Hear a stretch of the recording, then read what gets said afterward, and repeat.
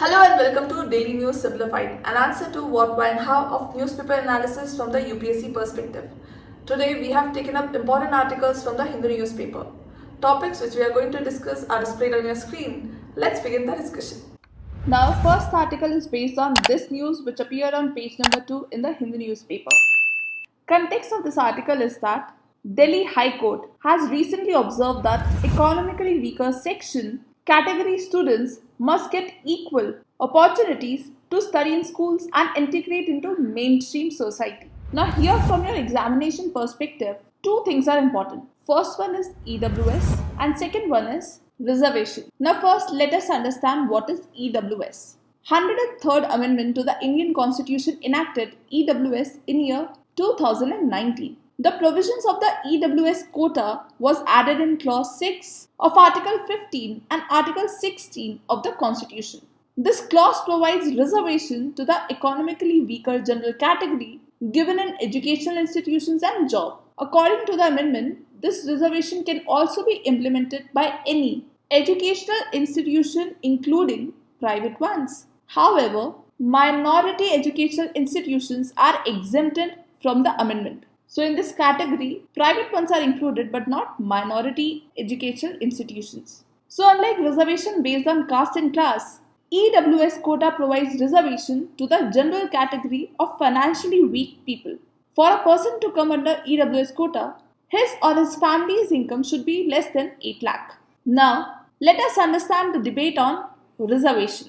And in order to understand the topic as controversial as reservation, we have to wear the wheel of ignorance. The wheel of ignorance is a thought experiment proposed by philosopher John Rawls to help individuals think about justice and fairness in society. It asks individuals to imagine that they are behind a wheel of ignorance where they do not know their social status, class, race, gender, or other personal characteristics. So, in case of reservation, the wheel of ignorance could help individuals consider the issue from a neutral standpoint without being influenced by their own personal characteristics, experiences, or biases. Why?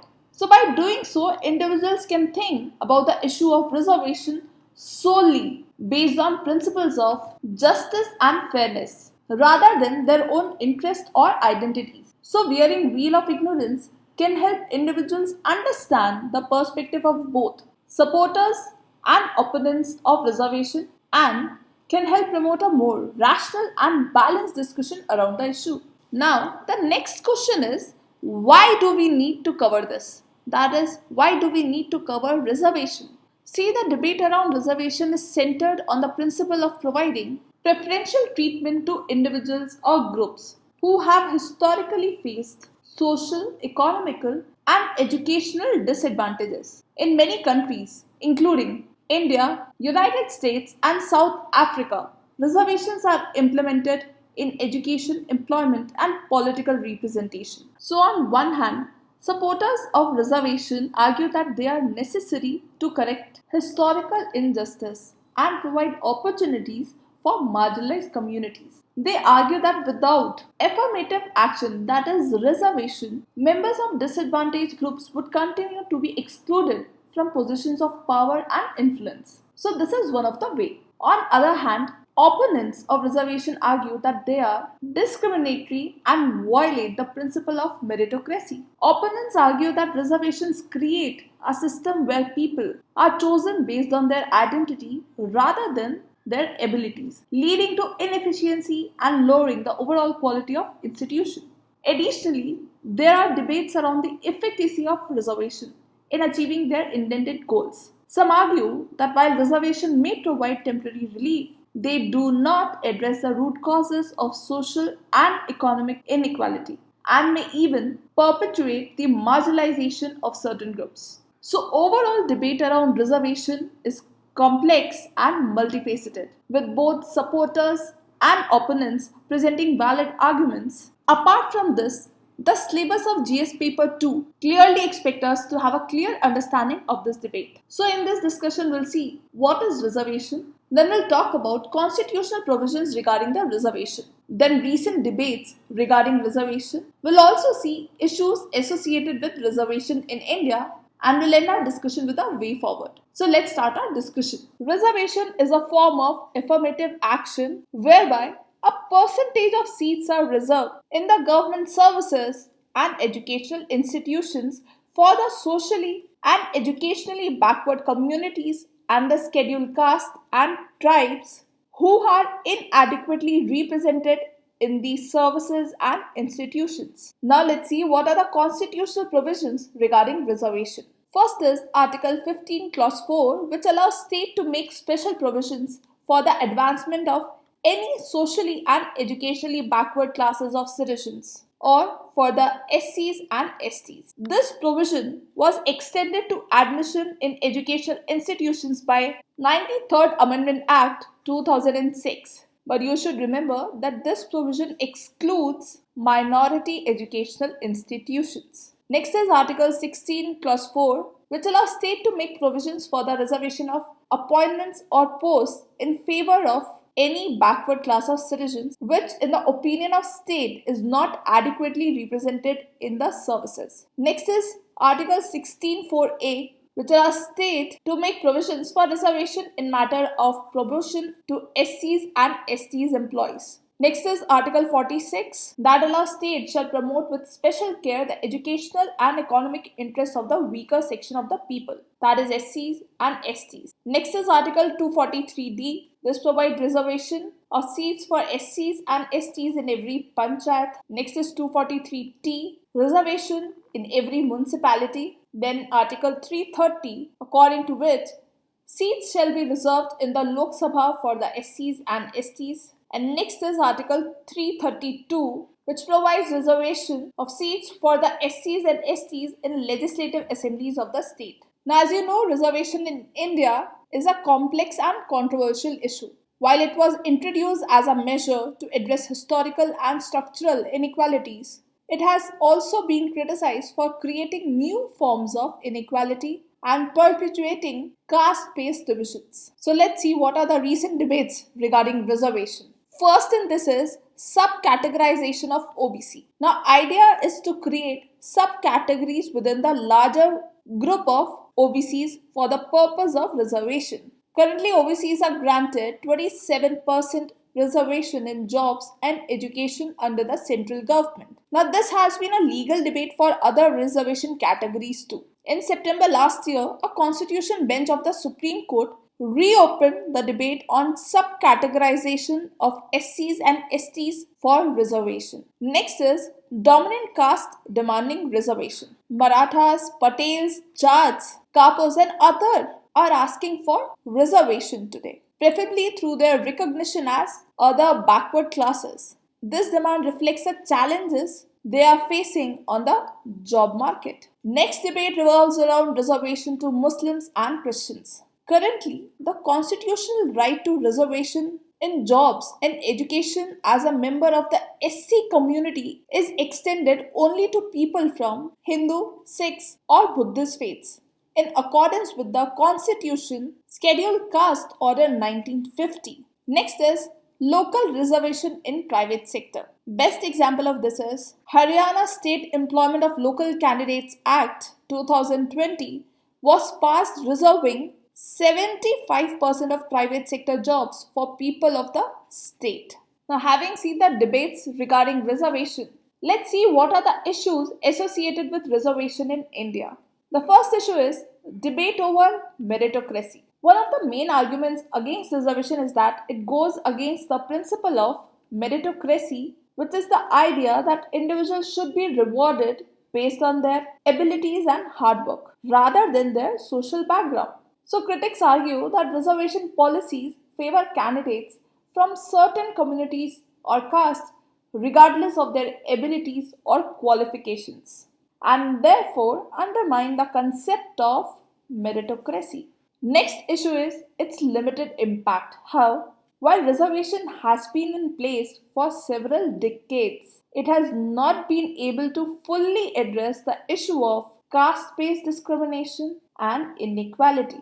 Many argue that it has only benefited a small section of the population, leaving the majority of Dalits or other marginalized groups outside its purview. Next issue is backlash from dominant caste. Reservation has often been met with resistance from dominant castes who see it as a threat to their own interests and privileges. And this has led to tension and conflicts between different castes and groups, and in some cases, even violence. Another important issue is political manipulation, and this is quite important. Reservation policies have been used by political parties as a tool to gain votes and maintain power, and this has led to creation of new caste-based political alliances and the use of reservation quotas as a bargaining chip in electoral politics. Next issue is inadequate implementation. Despite the existence of reservation policies,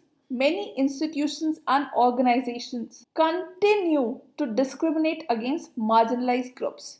The implementation of reservation policies has been uneven and often marred by corruption and inefficiency, which has limited their impact. So, these are the issues which are associated with reservation in India. Now, improving the reservation system in India requires a multi pronged approach that addresses its various shortcomings. So, here are some ways in which the reservation system in India could be improved. The first in this is to ensure effective implementation. Now, one of the biggest challenges with the reservation system in India is the lack of effective implementation. So, there is a need to ensure that reservation policies are implemented in a transparent and efficient manner and that benefits reach the intended beneficiaries. Next suggestion is to expand the scope of reservation to include other marginalized groups such as economically weaker sections, transgender individuals, people with disabilities who face discrimination and exclusion. Next suggestion is to address the issue of creamy layer. Now, what is creamy layer? It refers to the affluent sections within reserved categories who benefit from reservation policies and may not necessarily require them. So, there is a need to exclude the creamy layer from reservation benefits to ensure that the benefits reach the most disadvantaged sections. Next is to encourage merit-based affirmation action.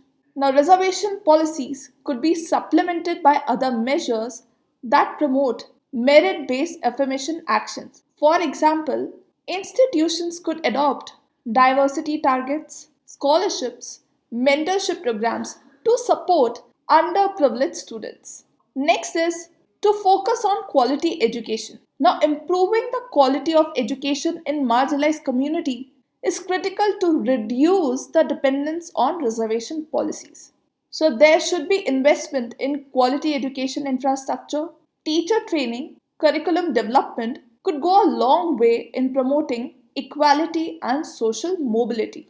Next is to promote social awareness and dialogue. Creating a social awareness and dialogue around the issues of caste and reservation is important to promote greater understanding and acceptance of the need for affirmative action policies. And how this can be done? This can be done through public education, campaigns, media outreach, community engagement programs. So these are few suggestions which can be used to reform reservation system in India. Now, overall reservation in India is a complex issue that needs to be approached with nuance and sensitivity. While it has helped to address some forms of inequality, it has also created new challenges that need to be addressed. Now, our next discussion is based on this article which appeared on page number 1 in the Hindu newspaper. Context is West Bengal Governor C.V. Ananda Bose recently blamed State Election Commission for the violence during the ongoing Panchayat polls process in the state. Local body elections in West Bengal scheduled for July 8 and 8 people have lost their lives since the process of nomination for Panchayat polls was announced on June 8. Now, this again brought Panchayat elections and Panchayat Raj institutions to the forefront. From your examination point of view, political blame game occurred during the violence is not important. However, Panchayat Raj institutions is important for prelims as well as for mains examination. As question based on Panchayat and Samitis came in year 2015, another question based on importance of the Panchayat system in India came in year 2018. So here, let us understand Panchayat Raj institution in detail, which is one of the important sub-theme under GS paper 2. So let's start our discussion. Now the first question is, what is Panchayati Raj institution? Now it is a system of rural local self-government in India. Now what is local self-government? It is the administration of local affairs by such local bodies who have been elected by the local people. So in a federation, the powers and functions of the government are divided among two governments. In India, it is union government and the various state governments. However, with the passage of 73rd and 74th Amendment Act of the Constitution of India in year 1993, the division of powers and functions have been further trickled down to the local self-government. For example, panchayat at village levels, municipalities and municipal corporations in towns and cities. As such, India now has not two but three tiers of government in its federal setup: union, state and local. The Ministry of Panchayat Raj looks into all matters relating to Panchayati Raj and Panchayati Raj institution, and this ministry was created in year 2004. And here one thing you should remember, that ministry is headed by a minister of cabinet rank. So here, as our main topic of discussion, national will be 73rd Constitutional Amendment Act of 1992. However, you must understand the evolution or the various efforts to reach that milestone. So in this regard, let's look into the evolution of the Panchayati Raj institutions in India. Now, evolution started with Balwant Rai Mehta Committee, and this committee was appointed in year 1957 to examine and suggest measures for better working of Community Development Program and the National Extension Service. The committee recommended a scheme for democratic decentralization. Now, what is democratic decentralization? It is an extension of the democratic principle that aims at widening the area of the people's participation, authority and autonomy through devolution of powers to the people's representative organization from the top level to the lowest level in all the three dimensions of political decision making, financial control and administrative management, with least interference and control from higher levels. Another recommendation, three-tier system with directly elected members at village level and the district collector to be made as the chairman of the Jila Parishad. Now another committee after Balwant Rai committee was Ashok Mehta committee, and this was appointed in year 1977 to suggest measures to revive and strengthen the declining Panchayati Raj system in India. Its main recommendation, three-tier system to be replaced with a two-tier system. See, Balwant Rai committee suggested three-tier system and Ashok Mehta committee recommended two-tier system with Jila Parishad at district level and Mandal Panchayat below it. It also recommended for Nyay Panchayat. Now the next committee after Ashok Mehta committee, GVK Rao committee. This was appointed by the Planning Commission in year 1985, and the main recommendations, first is to reduce the developmental role of the district collector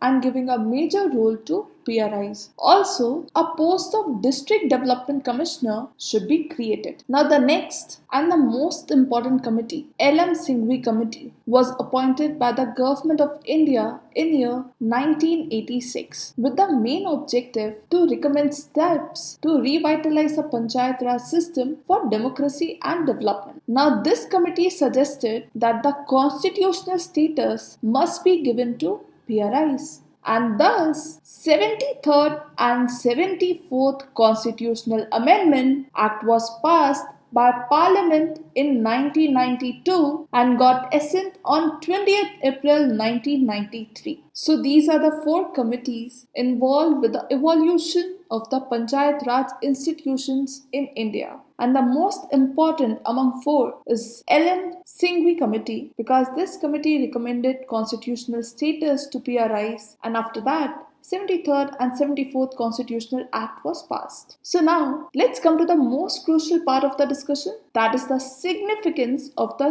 73rd Constitutional Amendment Act of 1992. Now 73rd Constitutional Act was very significant step in creating and transforming the democratic institution at the grassroots level in the country. Basically, this act has transformed the representative democracy into participatory democracy. Now what does it mean? Now democracy in general means rules of the people, by the people and for the people. This can be achieved through directly and indirectly. In direct democracy, people themselves participate in decision making. For example, Gram Sabha at the local level. People decide what they want, which will be discussed in Gram Sabha, then the proper decision is taken. In indirect democracy, people choose their representatives like MLAs, MPs through an election, who in turn takes decisions or formulate laws as per larger public interest. So this one is participatory democracy and this one is representative democracy. So in general, all democracies are participatory. Without the participation of people, there cannot be democracy. But participation in decision making can be direct and indirect. So here,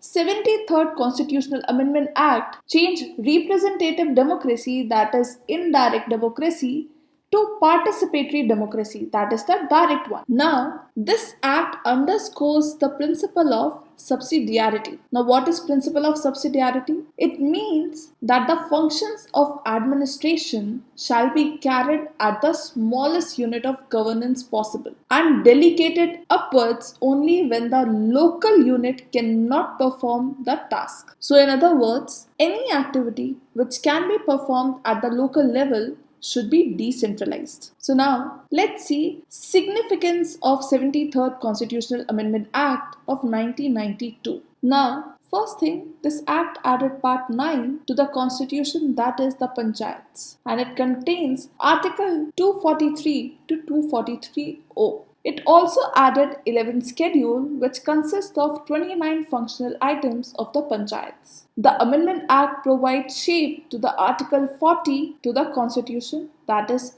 DPSP, Directive Principles of State Policy, which directs the state to organize the village panchayat and provide them powers and authority so that they can function as self-government. Now, this act has two parts. First one is compulsory provisions. These must be added to state law, which includes the creation of the new Panchayati Raj systems, like organization of Gram Sabha, creation of 3-tier Panchayat system, direct elections. Minimum age for contesting would be 21 years. Indirect election to the post of chairman, reservation of seats, reservation for the women, creation of state election committee, creation of state finance committee. Another part is voluntary provisions, and these include like voting rights to the MP and MLAs in these bodies, reservation for the backward classes, giving the PRI financial powers, and devolution of functions under 11th schedule. So this is the discretion of the state government. Let's understand in detail the important features of the 73rd Amendment Act. The first in this is that Act provides for the establishment of the 3-tier system of Panchayati Raj in the states, that is village level, intermediate and district level. The base level is the Gram Panchayat. Gram Panchayat covers a village or group of villages. The next is intermediary level is the Mandal. The intermediary level body need not to be constituted in smaller states. And the apex is Jila Panchayat, covering the entire rural area of the district. Now, the next is that Gram Sabha is the primary body of the Panchayati Raj system. Basically, Gram Sabha is a village assembly made up of all the registered voters in the Panchayat's jurisdiction. It will exercise powers and perform such functions as determined by the state legislature. Now, the members to all the levels of Panchayat Raj are elected directly, and the chairpersons to the intermediate and district level are elected indirectly, that is from the elected members, and at the village level, the chairperson is elected as determined by the state government. So this is all about election of members and chairperson. Now the next is reservation of seats for SCs, STs and women. Now here you should remember that reservation for backward classes comes under voluntary provisions. But here reservation of seats for SC, STs and women comes under compulsory provisions. So the seats are to be reserved for SCs and STs in proportion to their population at each level. Out of the reserved seats, 1/3 seats have to be reserved for the women of the SCs and STs. And out of the total number of seats to be filled by the direct elections, 1/3 have to be reserved for women. Let's understand this. Suppose this is a pool of seats for SCs and STs. So from this, 1/3 seats have to be reserved for the women of the SCs and STs. Now, this is the total number of seats, and in this, 1/3 have to be reserved for women. Next feature is that Act provides for a 5-year term of office to all levels of the Panchayat. However, Panchayat can be dissolved before the completion of its term. Next, State Election Commission. This commission is responsible for superintendence, direction and control of the preparation of electoral rolls and conducting elections for the Panchayat. You might know that it is different from Election Commission of India. This is under Article 243K and Election Commission of India is under Article 324. So try to remember these details because these details are important from prelims perspective also. Now let's see the major powers and functions. Now the Panchayat may be granted by the state legislature such authority and powers required for them to operate as institution of self-government. The first in this is preparation of plans for economic development and social justice. And this involved 29 matters listed in the 11th schedule. Now this comes under Article 243G. And the best way to understand this point is with the help of example. Recently, the development of the Orathurai village in Tamil Nadu's Coimbatore under the Panchayati Raj system is perhaps one of the best examples of how decentralized governance at the grassroots level can change lives. Here, under the leadership of its former Panchayat president, the modest village has become the first local body in India to have its own 350 megawatt windmill. And this Panchayat earns a revenue of rupees 19 lakh per year by selling surplus power generated by its windmill to the state electricity board. So with this you can make it that how proper decentralization can change the life at the grassroots level. Next is about the finances. The state legislature may authorize a panchayat to levy, collect and appropriate taxes, duties, tolls and fees assigned to a panchayat taxes, duties, fees levied and collected by the state government, provide grant and aid to the panchayat from the state's consolidated fund, provide for the establishment of funds to credit all the money of the panchayat. Next, State Finance Commission reviews the financial position of the panchayat and provides recommendation for the necessary steps to be taken to supplement resources to the panchayat. And this comes under Article 243I. Next, state legislature can make provisions regarding the maintenance and auditing of panchayat accounts. Also, this act does not apply to the states of Nagaland, Meghalaya, Mizoram and certain other areas like hill area of Manipur, for which a district council exists, Darjeeling district of West Bengal, for which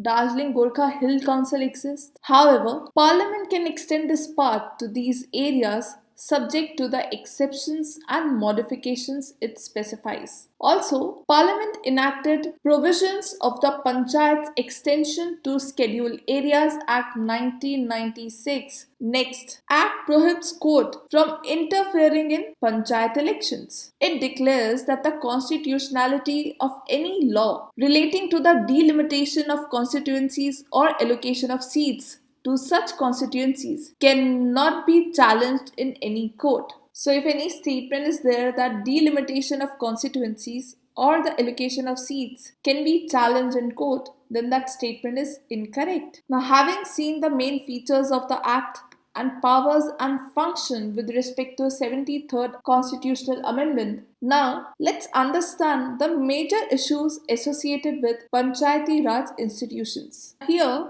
the devolution of 3F, that is funds, functions and functionaries, are the major challenge. We'll start with the functions. Here, the overlapping of functions of panchayats and municipalities with state government with respect to implementing various development schemes. So here, only minor civic functions are exclusively assigned to the local government. Let's understand this with the help of example that the transfer of various governance functions like provisions of education, health, sanitation, water was not mandated. Instead, the amendment listed the functions that could be transferred and left it to the state legislature to actually devolve functions. So the most common example is terrible state water boards performing tasks that should have been left to the elected representatives of local governments who best understand local water problems and can be disciplined through the democratic process. Now let's see the another issue with respect to funds. See, local government can either raise their own revenues through local taxes or receive intergovernmental transfers. So 73rd Amendment recognized both form of public finances, but it did not mandate either. So the power to tax even for the subject falling within the purview of PRIs has to be specifically authorized by state legislature. So 73rd Amendment Act let this be a choice open to state legislatures, a choice that most states have not exercised. Now, the second avenue of revenue generation is intergovernmental transfers, where state government devolve a certain percentage of their revenue to PRIs. So the constitutional amendment created provision for State Finance Commission to recommend the revenue share between state government and local governments. However, these are merely recommendations and state governments are not bound by them. So though finance commissions at each level have advocated for greater devolution of funds, there has been little action by the state to devolve funds. So these are the issues with respect to the funds. Now in the various state Panchayat Raj Acts, the respective state government or their nominated state functionaries command considerable power with regard to review and revision of actions taken by PRI. So what does it mean? That people comes from state government exercise dominant power over PRIs, which effectively sabotages the efficiency of this PRIs. Now let's see how they control the functioning of local bodies. By suspending a resolution of the panchayat, by making inquiry into the affairs of the panchayat, removing elected panchayat representatives under certain specified conditions, etc. So by doing this, they sabotages the efficiency of these institutions. Next problem is lack of staff. In most states, panchayat do not have the power to recruit their staff and determine their salaries, allowances and other conditions of service. So due to lack of financial resources, the power to recruit staff, and even if such power exists, remains grossly underutilized or not utilized at all. Last but not the least, another problem is Sarpanch Pati. It means men relatives, mostly husbands of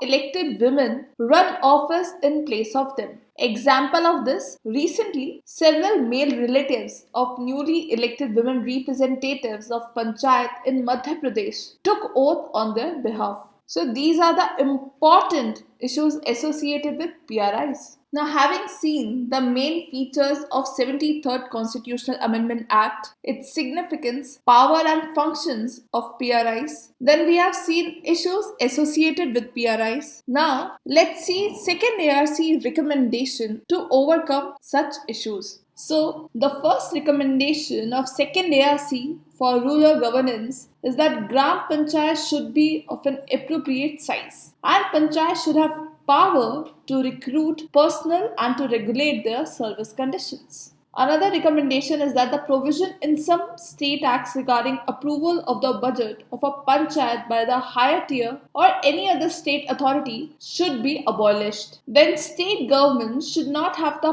power to suspend or rescind any resolution passed by the PRIs or take action against the elected representatives. Then there should be a comprehensive activity mapping with regard to all the matters mentioned in the 11th schedule. And a comprehensive exercise needs to be taken up regarding broadening and deepening of the revenue base of local governments. So these are the important recommendations of second ARC for rural governance. So at last, the democratic decentralization has taken a deep root and looks very much irreversible. For instance, while Kerala has devolved all 29 functions to panchayats, Rajasthan took the inspiration from Kerala to devolve many key departments such as health, education, women and agriculture to PRIs. Similarly, Bihar came out with the idea of Panchayat Sarkar, and states such as Odisha have increased 50% seats for women. However, to make decentralization a reality, state government must transfer funds, functions and functionaries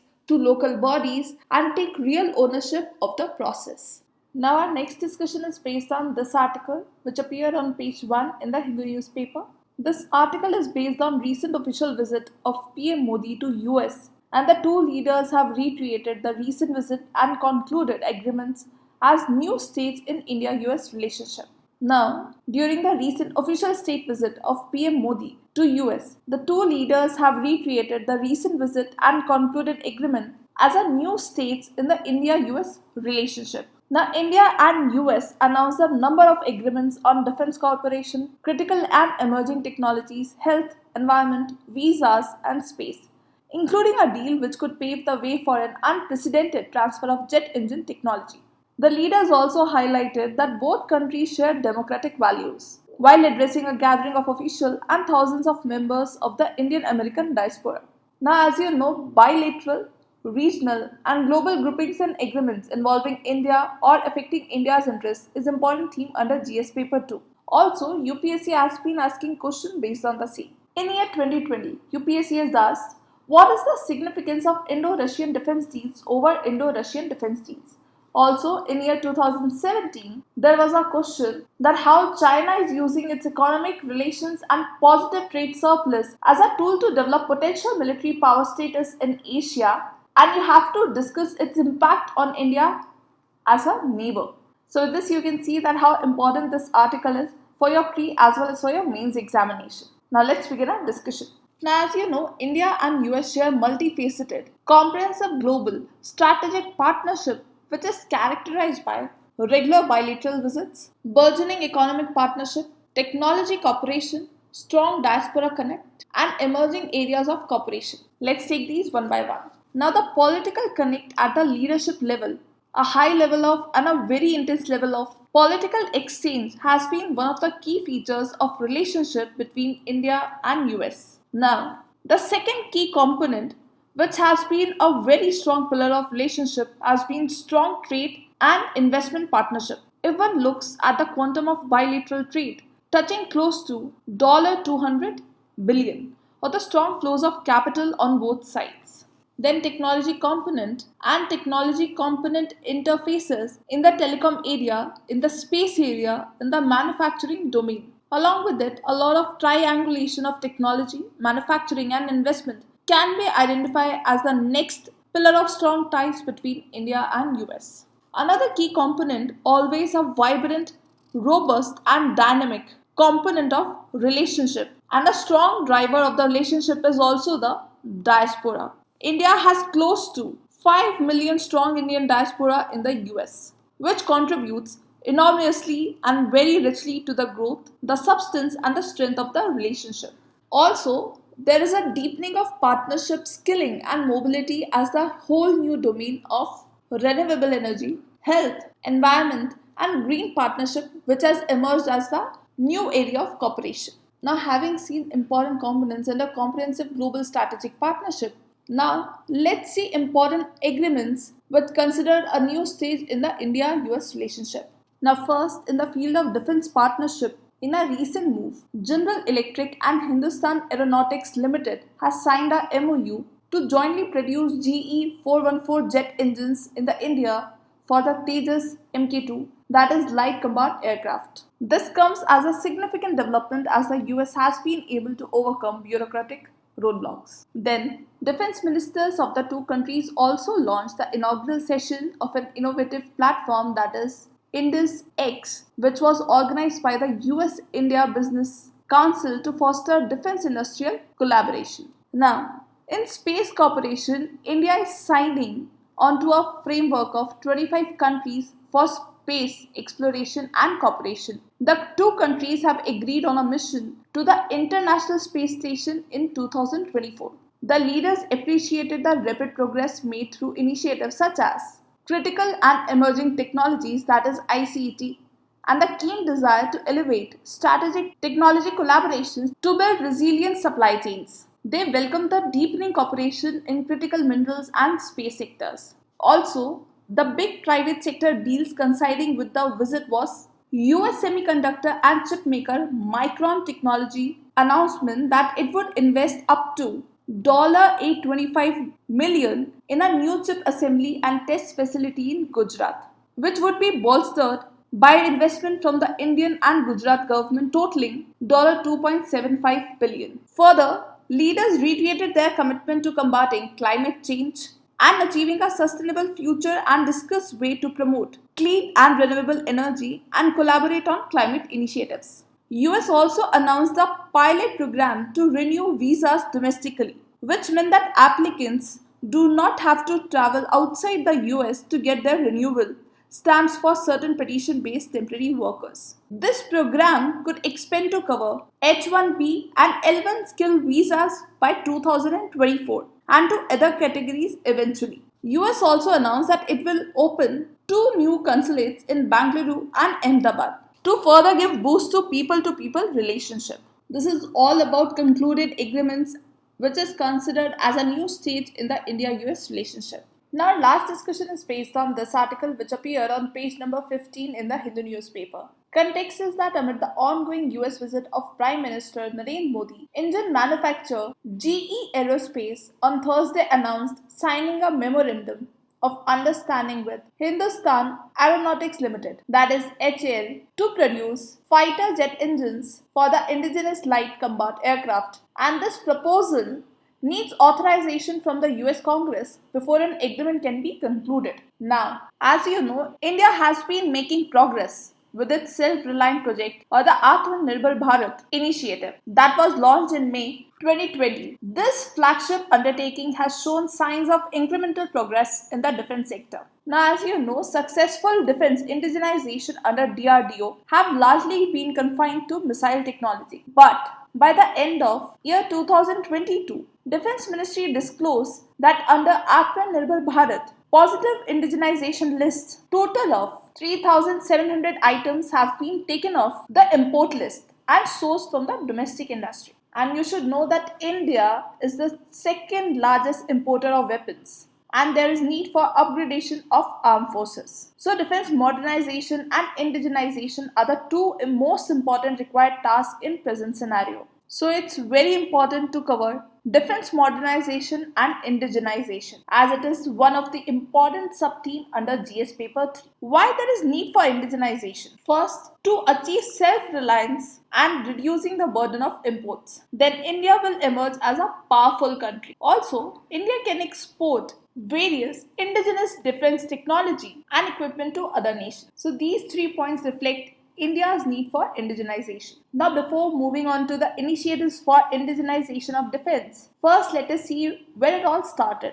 Indigenization of defense was started in year 1983 when the government sanctioned Integrated Guided Missile Development Program to develop 5 missile systems. These were Prithvi, that is surface to surface, Akash, that is surface to air. Then next is Trishul, this is naval version of Prithvi. Then next is Nag. This is anti-tank missile. And the last one is Agni. This category is of ballistic missiles. So since these efforts were not adequate to meet the requirements of the armed forces, then we started focusing on co-development and co-production in partnership with foreign companies, such as India and Russia signed an intergovernmental agreement to jointly produce BrahMos supersonic cruise missile. So to adequately meet the rising demand, India launched many initiatives for indigenization of defense. First in this is Defense Procurement Policy. On recommendations of Dhirendra Singh Committee, Defense Procurement Policy 2016 added an additional category,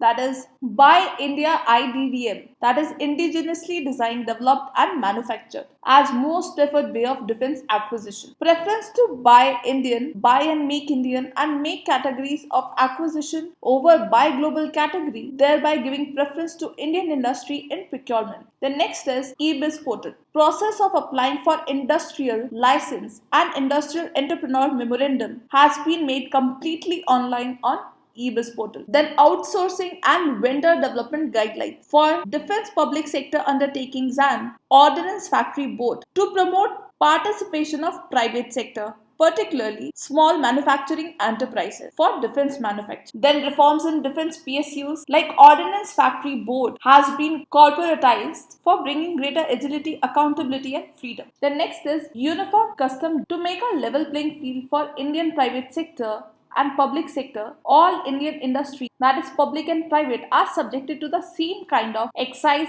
and custom levy. Then last but not least, FDI policy. Composite foreign investment up 49% is allowed through government route, that is FIP, and beyond 49% with approval of Cabinet Committee on Security on case-to-case basis. So these are the initiatives taken to promote indigenization of defense. That's all for today. Stay tuned for more such updates.